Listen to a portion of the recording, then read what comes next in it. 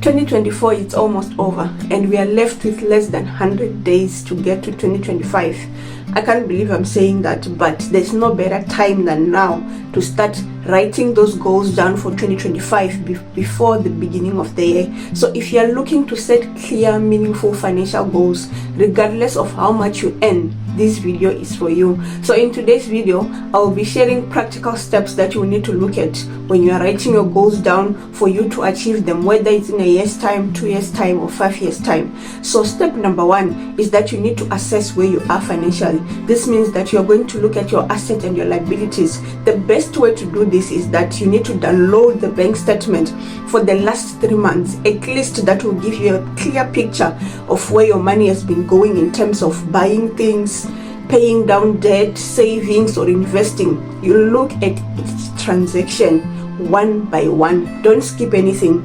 Don't be afraid to tackle your finances head on. Look at each and every transaction. Fully review it. How have you been spending your money? The goal here is for you to see your financial health, for you to see if your balance sheet is on a positive side or in a negative side, because this will help you when you go to step number 2, is that you need to define your goals. So don't limit yourself here. Put everything down. Write everything that you want to achieve in 2025 in terms of financial goals, whether you want to save for an emergency fund, you want to save to go on an international trip, you want to start investing for your retirement. Put everything down. Don't limit yourself, but your goals have to be SMART goals. This means that they need to be specific, measurable, achievable, relevant, and time bound. So instead of saying I want to save money, you can say that I want to save $5,000 for my emergency fund within 12 months. So you need to be specific and also put time on how you plan to achieve that specific goal. So you need to be really smart when it comes to setting those goals. So once you have put everything down, you need to kind of categorize them in short term, medium term, and long term. Once you have done that, it means that now you can move to step number 3, which is you need to prioritize and break them down. So now you know that, okay, maybe on my medium term I want to save for an emergency fund. How are you going to save for that emergency fund? You need to prioritize now and actually break it down in terms of if you want to save it in a weekly basis, fortnightly, or maybe every month when you get paid. It's totally up to you and how your financial health is looking like. So you need to prioritize and say, okay, out of the 10 that I've listed, can I maybe start with 3 of them for me to start prioritizing on them, and how much can I say I can commit for me to be able to achieve that specific goal. So this is where step number 3 comes in, to say prioritize and also break it down in terms of monetary value, to say, okay, I know I want to save $5,000 for my emergency fund, but my financial health is saying I can be able to save $200 each and every month. So I might not be able to achieve that in 12 months, but maybe I'll be able to achieve that in 4 years. So this is where we are saying make sure that it's also what?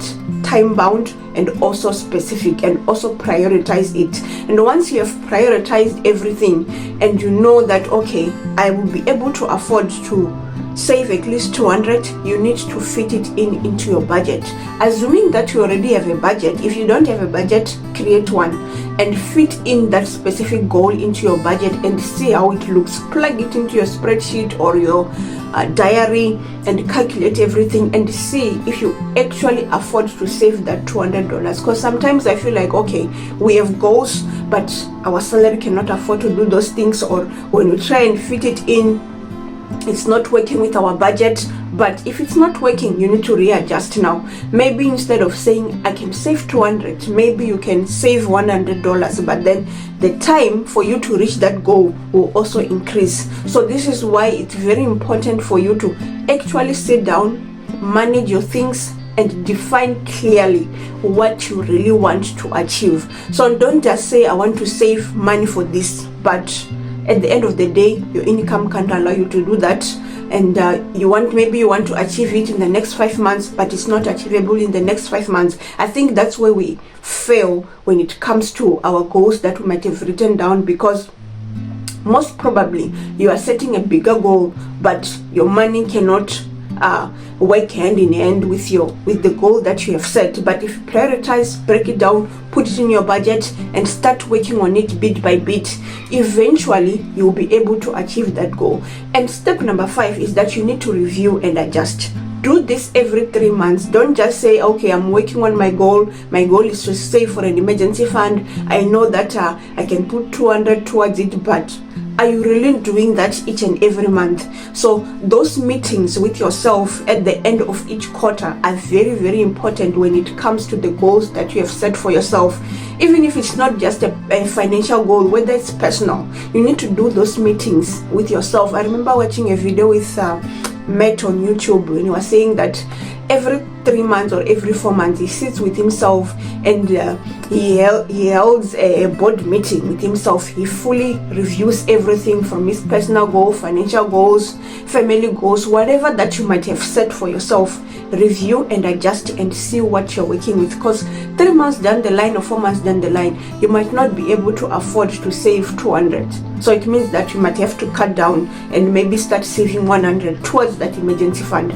So that's very, very important. Don't be afraid to tackle your finances head on and just say, at least I'm saving something. No, what are you saving towards? That's very, very important. So I do hope that this video has kind of given you a bit of light, but I would say before the year ends, the most important thing is step number 1. Review your goal, your finances, and see where you are, where you stand financially. What are your assets and what are your liabilities? For example, you need to fully understand it, because this will give you an idea when it comes to writing those goals down and actually prioritizing them and breaking them down into manageable goals. So that's very, very important. I would say start now. Don't wait until January 2025 for you to be able to write those goals down. Start now, and then you will know when January comes, you are just implementing on your goals. So that's all for today's video. I will see you guys on the next one. Bye.